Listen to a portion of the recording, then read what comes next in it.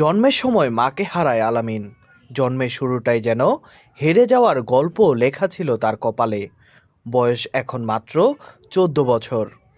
অথচ এই অল্প বয়সের জীবনেই যত রকম কষ্ট, অভাব আর বঞ্চনা আছে সবই তার কাঁধে এসে ভর করেছে। নেত্রকোনার কলমকান্দার এক মাদ্রাসায় পড়াশোনা করত আলামিন। বয়স তখন মাত্র 10 বছর। একদিন পাঠ্য না পারার অপরাধে হুজুর ক্ষিপ্ত হয়ে যায়। ভয়ে দুই বন্ধুকে সঙ্গে নিয়ে দৌড়ায় আলামিন। কিন্তু সেই দৌড়ই তার জীবনের মোড় ঘুরিয়ে দেয় ভয়াবহভাবে। রাস্তায় উঠতেই দ্রুতগতির এক গাড়ি তাদের উপরে উঠে যায়। ঘটনাস্থলেই প্রাণ হারায় দুই বন্ধু। ভাগ্যের জেরে বেঁচে যায় আলামিন, কিন্তু চিরদিনের জন্য হারিয়ে ফেলে নিজের বাম পা। দরিদ্র পরিবার, মায়ের অভাব আর সৎ মায়ের অবহেলা সব মিলিয়ে চিকিৎসা না পেয়ে অবশেষে কেটে ফেলতে হয় পুরো পাটি। যত্ন পেলে হয়তো আজও হাঁটতে পারত সে। যখন একটি সন্তানের মা মারা যায় তখন তার নিজের বাবাই হয়ে যায় তার তাওই। কি মনে হচ্ছে বাংলা প্রবাদ বলছি, যার মা মারা যাওয়ার পরেই নেমে আসে তার জীবনে কালরাত্র। আমার সাথেই আছে মোহাম্মদ আলামিন, তার মুখ থেকেই তার জীবন কাহিনীটি শুনব। কেমন আছো তুমি? আলহামদুলিল্লাহ ভালো আছি। আমি ঘর থেকে আসার উদ্দেশ্য যেমন আমাকে অত্যাচার করতো সবসময়, যেটা আমার ছোটো ভাই আছে সেটাও তো অত্যাচার করতো, তাই আর থাকার না পায় আমি আসতে আসার পরে এখানে মানে কি শহর আসলাম। শহর আসার পরে সবাই যা বাদে তা আমার সৎমা যেটা সেটা না নাচের সাথে কী কথা বলছিল, বলার পরে আজকে কিন্তু যার মা নেই তার জন্য পৃথিবী যেন আরও নির্মম।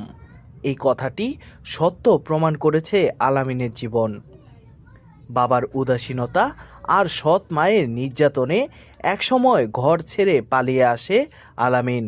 কলমাকান্দা থেকে একাই চলে আসে ময়মনসিংহে। অচেনা শহরে পরিচিত কেউ নেই, তবুও বেঁচে থাকার লড়াই থামেনি সে। প্রথম দিকে মানুষের কাছে সাহায্য চাইতো, কিন্তু এখন আর চায় না। নিজের পরিশ্রমেই বাঁচতে চায় আলামিন। এক পায়ে ভর করে শহরের রাস্তায় ঘুরে ঘুরে বিক্রি করে পপকর্ন। সেই সামান্য আয়ই চলে তার খাবার। জীবনের ছোট্ট খরচ আর বেঁচে থাকার সংগ্রাম। রাত কাটে কখনো মসজিদের বারান্দায়, কখনো ফুটপাতে, কখনো পরিত্যক্ত ভবনের পাশে। তবুও চোখে হার মানার ছাপ নেই, আছে শুধু বেঁচে থাকার অদম্য জেদ। তবুও তার কণ্ঠে লুকিয়ে আছে নানা বেদনা।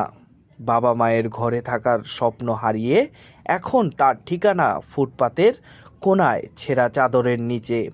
তবে ভাগ্যের অন্ধকারের আলো রেখা হয়ে আসে ময়মনসিংহের তরুণ ক্রিকেটার এমআর হোসেন রাজা। আলামিনের অসহায় জীবনের কথা শুনে পাশে দাঁড়ান তিনি। নিজের উদ্যোগে তাকে দেন একটি ছোট ব্যবসা শুরু করার সুযোগ। চকলেট, চিপস ও সিগারেট বিক্রির একটি ভ্রাম্যমাণ দোকান। রাজার সেই মানবিক সহায়তায় এখন নিজের পায়ে দাঁড়ানোর চেষ্টা করছে আলামিন। একটি পা হারালেও হারায়নি জীবনের আশা। এই ছোট ভাইটিকে আমি পার্কে পেয়েছিলাম, পাপন বিক্রি করছিল। তো তখন আমি জিজ্ঞেস করলাম যে পাপন বিক্রি করে তোমার কি সংসার চলে? পরে সে আমাকে তখন বলল যে তার মা মারা গেছে, তার বাবা তাকে বাসা থেকে বের করে দিয়েছে, তার সৎ মা ছিল, তো সৎ মা তাকে ওই মায়ের দূর করতো। ময়মনসিংহ ব্রিজে একটা মসজিদের বাইরে বারান্দায় ঘুমাতো।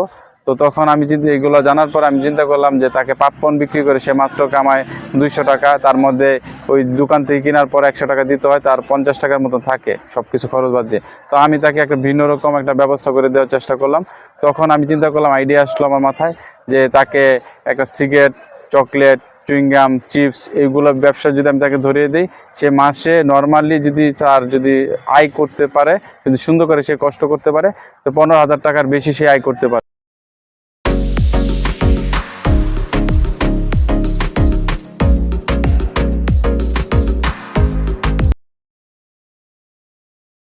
আজও তার চোখে জ্বলছে একটাই স্বপ্ন, একদিন আমি নিজের ভাগ্য নিজেই গড়ে তুলব।